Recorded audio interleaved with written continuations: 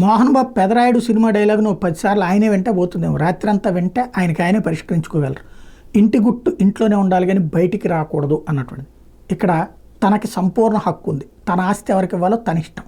కానీ సమాజంలో తను సెలబ్రిటీ, ప్రపంచం చూస్తుంటుంది, ధర్మం అనేది ఒకటి ఉంటుంది.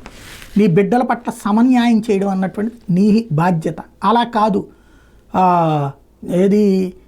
దాన్ని ఏమంటారు, క్షీర న్యాయం అంటే నీరు పాలు వేరు చేసేటటువంటి న్యాయం, ఇట్లాంటి రకరకాలు ఉంటాయి. ఏదో ఒక న్యాయం చెప్పుకోవచ్చు.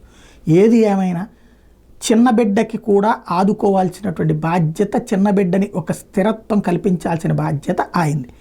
అది కల్పించగలిగితే ఆయన హీరో అనుకుంటారు, లేదు అనుకుంటే జీరో అనుకుంటారు. ఎవడేదనుకున్నా ఆయనకి పోయేదేం లేదు.